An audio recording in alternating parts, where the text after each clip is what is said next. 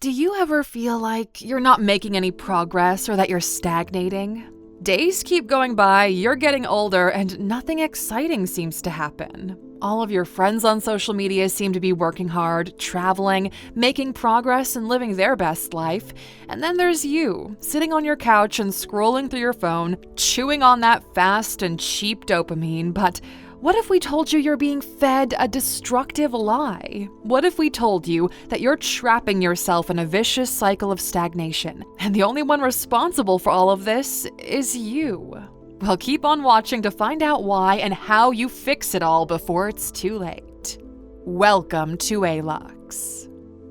First, here are some hard pills to swallow. We live in a world that constantly pits us against one another, from school rankings, sports competitions, job promotions, to social media likes. But this kind of competition will only hold you back and eventually turn you into one of those social justice warriors who prefer screaming at a screen instead of making their bed first thing in the morning. So here's an alternative. How about competing with yourself instead? Look, we know what we just said kinda goes against the norm and maybe even against what your parents taught you. But if you're not happy with where you are right now, you need to shift your mindset and relearn everything from scratch. Because whether we accept it or not, we are full of biases, and we strive to offer you unbiased and practical advice.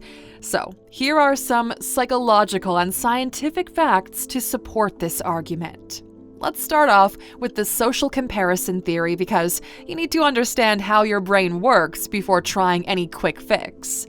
So, the social comparison theory was introduced by social psychologist Leon Festinger in 1954. This theory explains our innate tendency to evaluate ourselves by comparing our abilities, achievements, and attributes to those of others.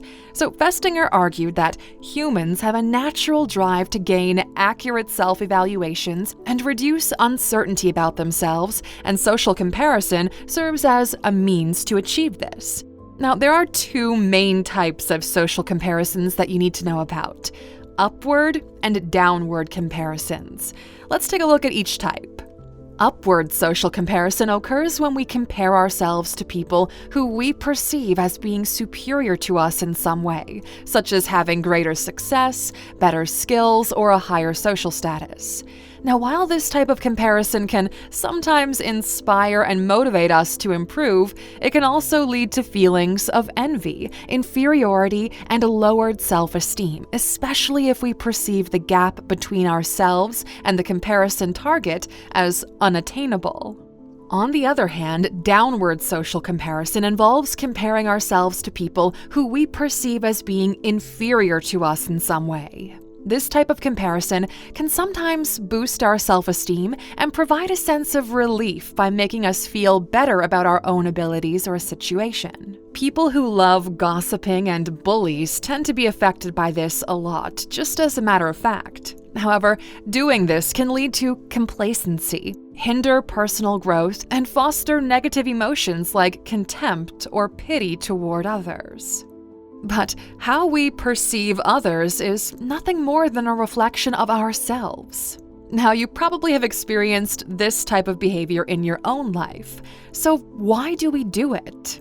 Well, several factors can influence our tendency to engage in social comparisons. Some of these factors include personal attributes. People with low self-esteem or high levels of self-doubt are more likely to engage in social comparisons as they seek validation and reassurance. Situational factors. Situations that provoke uncertainty or are a threat to our self-concept can also trigger social comparisons. For instance, starting a new job or experiencing a significant change in your life can prompt you to compare yourself to people in your circle. And if you catch yourself doing that, just know this: you fell prey to social comparison. And the presence of others. Social comparison is more likely to occur when you're in the presence of other people who you perceive as being similar to you or relevant to the specific domain of comparison. But the good news is, you can solve most of these with the right mindset. So here are a few strategies. Cultivate self-awareness. This is something we really help you to do on the Alux app, and if you haven't already, definitely download it at alux.com/app.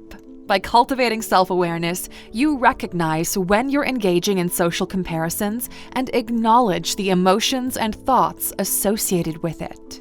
By becoming more self-aware, you can make a conscious effort to shift your focus back to your own personal growth and goals.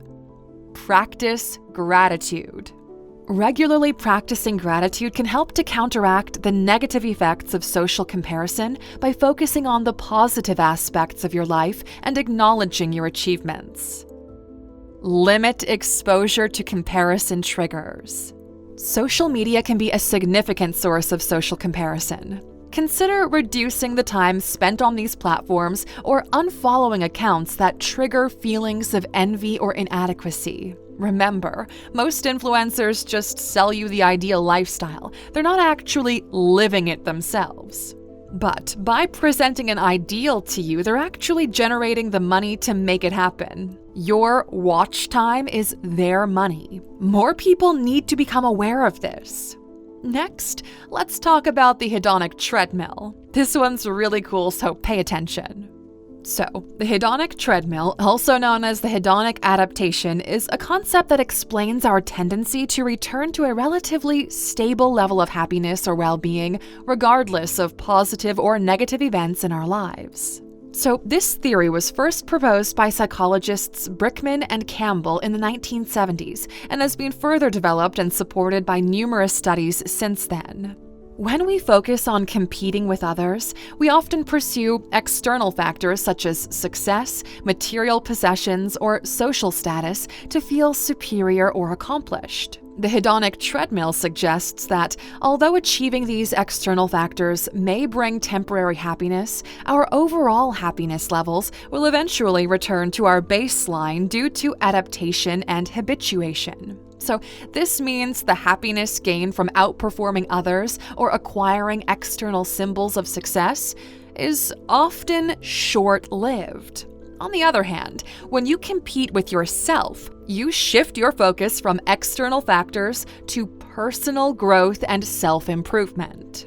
By setting personal goals and striving to become the best version of yourself, you can better generate intrinsic motivation and focus on activities that align with your values and interests. This approach will help you to develop a sense of purpose, satisfaction, and well-being that is less susceptible to the effects of the hedonic treadmill. Now, these are all fun and games to understand in theory, and we get that. It's actually impossible to fully remove those tendencies because at some point they served an important evolutionary purpose. But that doesn't mean you should not have a disciplined approach to it. Now, enough with these explanations, right? Let's put all of this into practice. So here are some things you can do on a daily basis to make the competition with yourself smoother. Set personal goals. Setting personal goals is a powerful first tool for self-competition. To make your goals effective, they need to be SMART. You know this: specific, measurable, attainable, relevant, and time-bound. This means you need to define exactly what you want to achieve, break it down into specific steps, set a deadline, and regularly monitor your progress. By doing this, you can create a roadmap for your personal growth and keep yourself motivated to achieve your goals. Reflect on your progress. Reflection is crucial to self-competition. Taking the time to reflect on your progress helps you to stay focused on your goals, identify potential obstacles, and develop strategies to overcome them. Regularly assess your achievements, setbacks, and areas for improvement. This will help you to stay on track and adjust your approach if necessary. Keep a journal.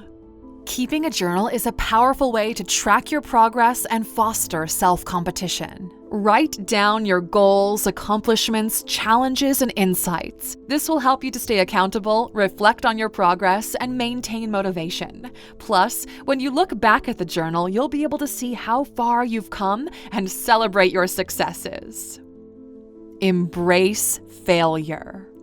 Self-competition is about embracing failure as an opportunity for growth. When you compete with yourself, you can view setbacks as valuable learning experiences. By reframing failure as a chance to learn and improve, you can bounce back more quickly and maintain your motivation.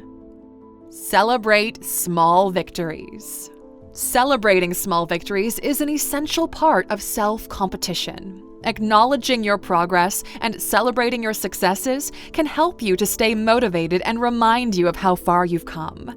Don't wait for big milestones to celebrate. Be proud of your achievements, no matter how small they might seem. This will help you to maintain a positive mindset and keep your momentum going forward. So, with all this being said, here's what you need to take away from this video. This self-improvement game is not about being better than others, but about being better than you were yesterday. Challenge yourself to grow, learn, and improve every single day, Aluxer. In the end, you'll find the person you were truly meant to compete with was yourself all along. And as we wrap up today's discussion, let's recap the main points we've covered.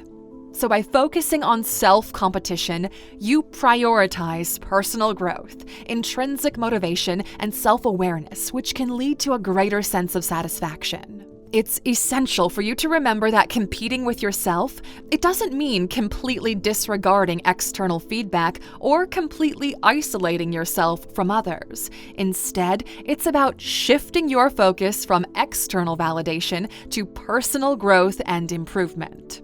By acknowledging and learning from the accomplishments of others, you can find inspiration and motivation to better yourself. Remember, it's not always about getting to the finish line by any means necessary. What matters is how you get there, and competing with yourself is the most ethical and satisfying path to get there. Now, with all this said, that's a wrap for today, Aluxer, but not before we ask you the following. How do you compete with yourself on a daily basis? Drop your answer in the comments below. We're always so curious to hear how you work on improving yourself every day. And if you found this video valuable, don't forget to return the favor by tipping us with a like and a share. And as always, thanks for watching, Aluxer. If you want to learn some more, hey, why not check out this video next?